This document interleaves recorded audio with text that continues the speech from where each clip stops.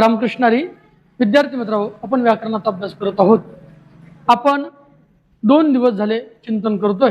पहिल्या दिवशी आपण व्याकरण म्हणजे काय समजून घेतलं, भाषा म्हणजे काय समजून घेतलं, भाषा वर्णाची बनते म्हणून वर्ण म्हणजे काय समजून घेतले. या वर्णाचे प्रकार 3 प्रकार आहे: स्वर, स्वरादी आणि व्यंजन. स्वर वर्णाचे ह्रस्व, दीर्घ आणि संयुक्त असे प्रकार आपण पाहिले. स्वरादी वर्णाचे आपण अनुस्वार आणि विसर्ग असे प्रकार पाहिले.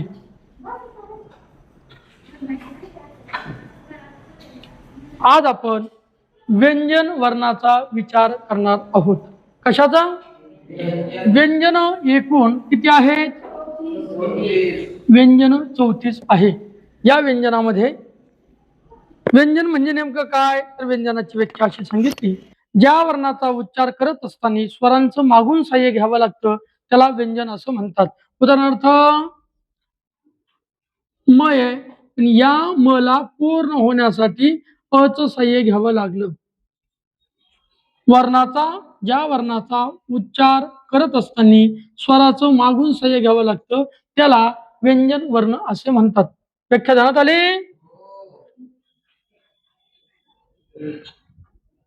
आता या व्यंजनाचे प्रकार आहेत.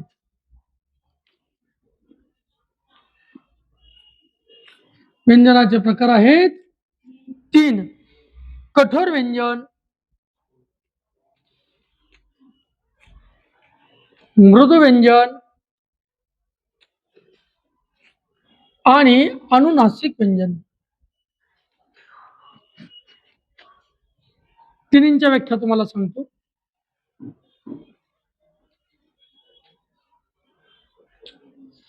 कठोर व्यंजन म्हणजे ज्या वर्णाचा उच्चार करण्यास कठीण किंवा कर्कशता जाणवते त्या वर्णाला कठोर व्यंजन म्हणतात. ही जोग महाराज वारकरी शिक्षण संस्थेच्या पुस्तकात आलेली त्या कठोर व्यंजनाची व्याख्या आहे. राऊत बाबाचं जे संस्थेतलं व्याकरणाचं पुस्तक आहे त्या व्याकरणाच्या पुस्तकामध्ये असं आलंय की जी व्यंजन विसर्गाच्या पुढे आले असता विसर्ग कायम राहतो त्याला कठोर व्यंजन असे म्हणतात. बाबांची व्याख्या काय? ज्या व्यंजनाच्या पुढे जी व्यंजने विसर्गाच्या पुढे आले असता विसर्ग कायम राहतो त्याला कठोर व्यंजन असे म्हणतात. विसर्ग कायम राहतो त्याला काय म्हणतात? त्याला कठोर व्यंजन म्हणतात. जी व्यंजने विसर्गाच्या पुढे आले असता विसर्गात बदल होतो, विसर्गात रूपांतर होतंय त्याला काय म्हणतात? मृदू व्यंजन. आणि अनुनासिक व्यंजनाची व्याख्या ज्या वर्णाचा उच्चार मुखासहित नासिकेतून होतो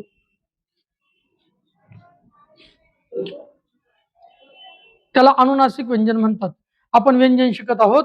व्यंजनाचे 3 प्रकार: कठोर व्यंजन, मृदू व्यंजन, अनुनासिक व्यंजन. कठोर व्यंजनाची सद्गुरू जोग महाराज वारकरी शिक्षण संस्थेच्या पुस्तकात व्याख्या अशी आहे: जे वर्ण उच्चार करण्यास कठीण आहे किंवा कर्कश असतात त्याला कठोर व्यंजन म्हणतात. ते आहेत कचटत प, खचटत फ, श श स. हे कठोर व्यंजन आहेत. आता मृदू व्यंजन, ज्या वर्ण उच्चार करण्यास मृदू अर्थात कोमल असतात त्याला मृदू व्यंजन म्हणतात. ही जोग महाराज वारकरी शिक्षण संस्थेच्या पुस्तकात आलेली व्याख्या. राऊत बाबांच्या पुस्तकात असलेली व्याख्या कशी आहे? ज्या वर्णाचा उच्चार करत असताना ज्या वर्णाच्या पुढे विसर्गाच्या पुढे जे व्यंजन येतं त्या व्यंजनात बदल होतो त्याला मृदू व्यंजन. विसर्गाच्या पुढे जे व्यंजन येतं आणि जर विसर्गात बदल होत नसेल तर ते कठोर व्यंजन. अशी व्याख्या आहे. पण तुम्ही या पुस्तकाचा अभ्यास करताय त्यामुळे या पुस्तकाच्या आधारे जी व्याख्या आहे ती पाठ करा. मृदू व्यंजन कोणकोणते आहेत? गजड द ब, गजड द भ, ग य न न म, य व र ल ल ह ल. गजड द ब, गजड द भ, ग य न न म, य व र ल ह ल. हे आहेत मृदू व्यंजन. आता अनुनासिक व्यंजन ज्या वर्णाचा उच्चार मुखासहित नासिकेतून होतो. नासिका कळतं का तुम्हाला? नाशिक कळतं का? नाशिक कुठं आहे? नाशिक MH15, नाशिक. त्या गावाचं नाव नाशिक का पडलं? इथे शूर्पणखा सीतामाईवर अटॅक करून आली आणि रामप्रभूंनी असं केलं. एक नाक स्वर्ग, नाक काप. आणि चारही वेद, वेदाला म्हणतात श्रुती. श्रुती म्हणजे कान, कान काप. म्हणून नाक कान कापले कोणी? लक्ष्मणाने. कोणाचे? शूर्पणखेचे. जिथं तिथं नासिका कापल्या गेली त्या गावाचं नाव पडलं नाशिक. आलं ध्यानात?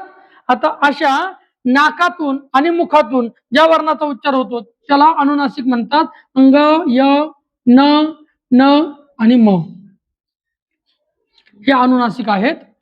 मृदू व्यंजन आहे गजर दब, गजर दब, य, व, र, ल, हळ.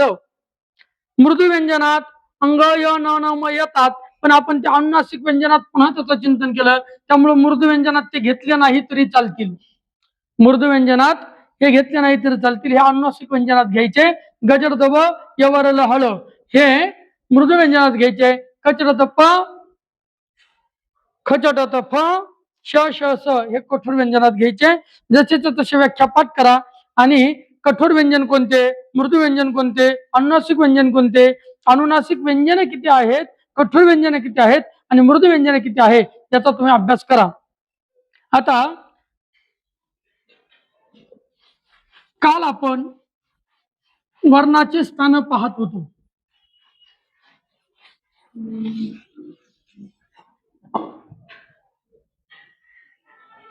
एकदा एका आईला 49 मुलं झाली. किती? काय झाली?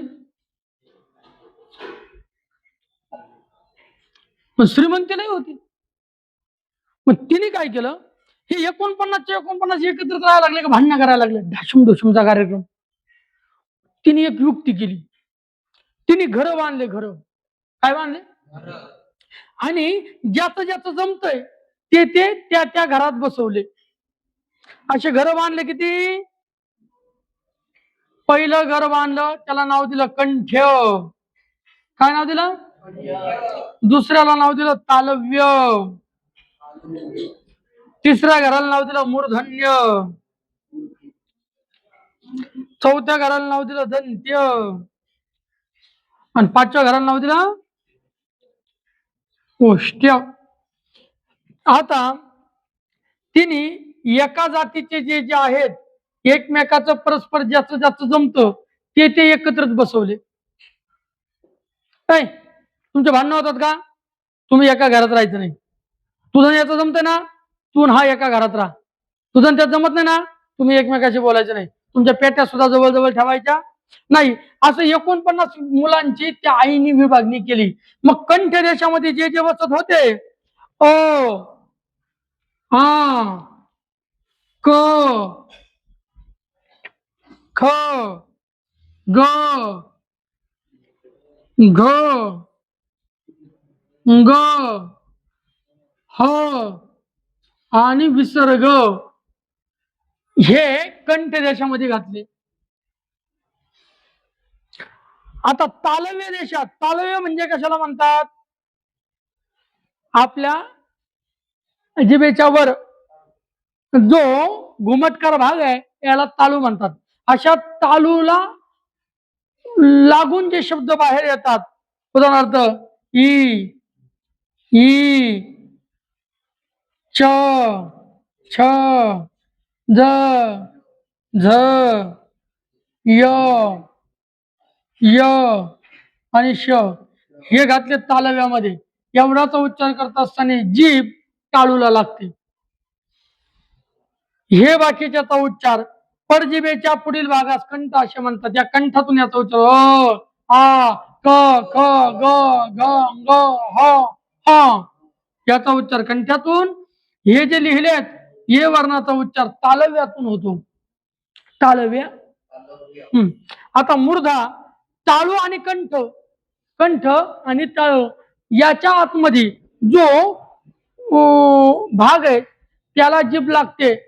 जीभ मुरडली जाते तिला मूर्धा असे म्हणतात. काय म्हणतात? त्या मूर्धामध्ये टाकले रू रू ट ठ ड ढ न र श आणि ळ हे कशा टाकले? मूर्धन्यात. आता ज्या वर्णाचा उच्चार करताना जीभ ही दाताला लागते त्याला दंत्य वर्ण म्हणतात. काय म्हणतात? मग दंत्य नावाच्या घरात काही टाकले. कुठले कुठले टाकले ऐका. लृ त थ द ध न ल आणि स याचा उच्चार करताना जीभ टाळलं लागते. आता ओष्ठ वर्णात एक शेवटचे राहिले ते ओष्ठ नावाच्या घरात टाकले. ज्या वर्णाचा उच्चार करताना फक्त होठ हालतात. प फ ब ब म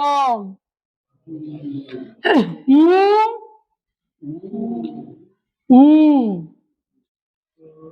प प ब भ म हे टाकले ओष्ठ्यात. आलं लक्षात? तुम्हाला कंठ म्हणजे काय कळलं? तालू कळलं, मूर्धा कळलं, दंत्य, ओष्ठे. आता नासिका ज्या वर्णाचा उच्चार मुखसहित नासिकातून होतो अशा आहेत अंग, य, न आणि म.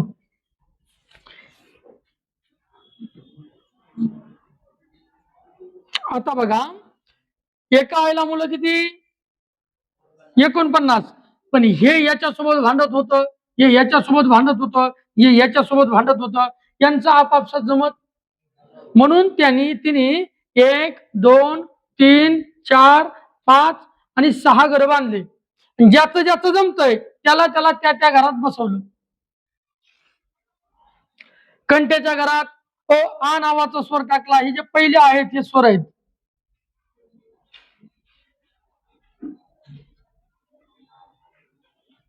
तुम्हाला जेव्हा विचारलं जाईल कंठ देशातला स्वर सांगा, मग तुम्ही आ सांगायचा. ईचं उच्चार स्थान कुठलं आहे? तुम्ही तालव्य सांगायचं. लृचं उच्चार स्थान दंत्य सांगायचं. ओष्ठ्याचं उच्चार स्थान उ सांगायचं. आलं ध्यानात? हे झाले स्वर अलीकडले आणि पलीकडले झाले व्यंजन आणि दोन्ही मिळून झाले वर्ण. अशा पद्धतीने आता काही वर्ण एक कंठ तालव्य मिश्रित आहे. त्याचा उच्चार करत असताना कंठ आणि तालू या दोघांचाही साह्य घ्यावं लागतं. असे कुठले कुठले आहेत? कंठ तालूचा उच्चार करणारे ए आणि आई याला काय म्हणायचं? कंठ तालव्य. कंठातूनही उच्चार होतो आणि तालूतूनही उच्चार होतो. आता कंठोष्ठय काय आहेत? औ याचा उच्चार कंठातूनही होतो आणि त्यावेळेला ओठावरही काहीतरी परिणाम जाणवतो. आता दंत तालव्य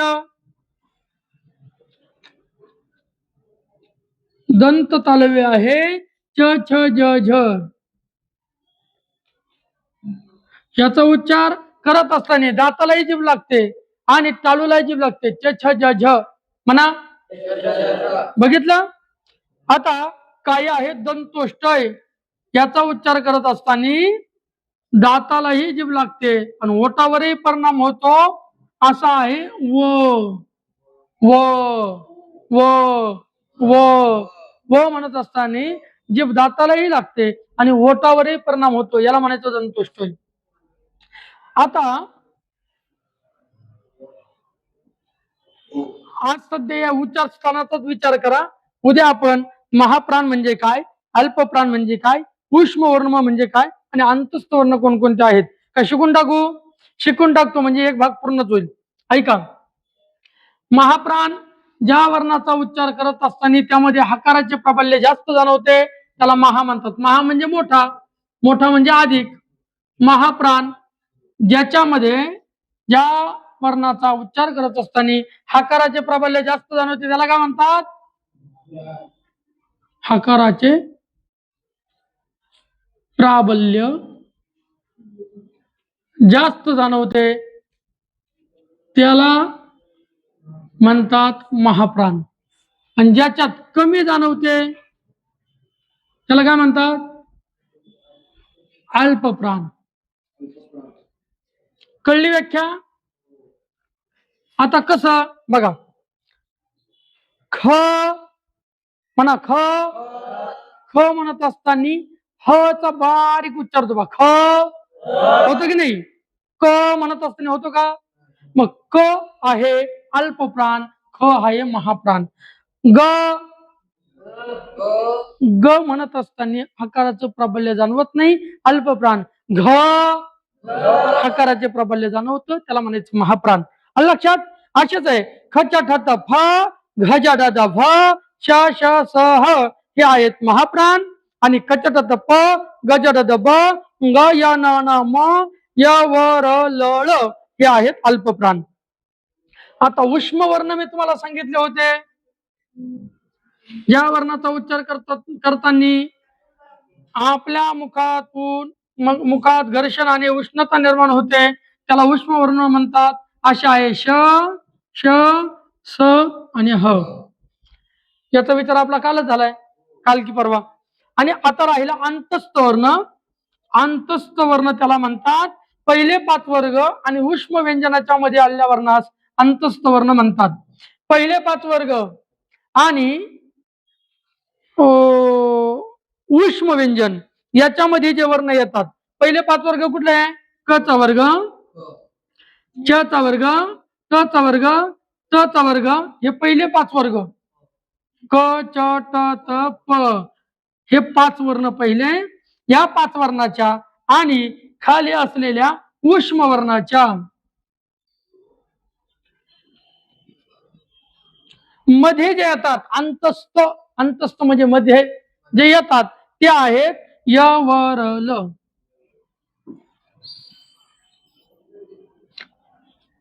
कळले? अंतस्थ वर्ण महाप्राण म्हणजे काय लक्षात आलं? ज्याच्या उच्चारामध्ये हकाराचे प्राबल्य जास्त असते त्याला म्हणतात महाप्राण, हकाराचे प्राबल्य कमी असते त्याला म्हणतात अल्पप्राण. आता मला सांगा, झ महाप्राण की अल्पप्राण? ज अल्पप्राण, ढ ड अल्पप्राण, फ प अल्पप्राण. आता अल्पप्राण कळले, महाप्राण कळले. उष्म वर्ण आहेत श श स ह. या वर्णाचा उच्चार करत असताना त्या वर्णाचा उच्चार करताना कंठात घर्षण होते, घर्षणाने तोंडातून गरम वाफ बाहेर पडते, श श स ह, याला म्हणतात उष्म वर्ण.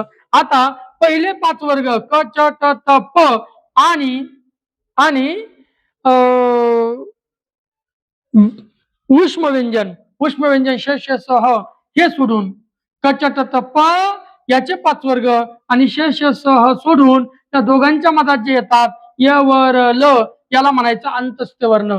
आता आपला वर्ण विचार पूर्ण झाला. कुंडलिक वरदारी विठ्ठल श्री ज्ञानदेव पंढरीनाथ भगवान की जय. माऊली ज्ञानेश्वर जगद्गुरु तुकाराम महाराज, सद्गुरु जोग महाराज. आता उद्यापासून आपण संधी या विषयाला सुरुवात करणार आहोत.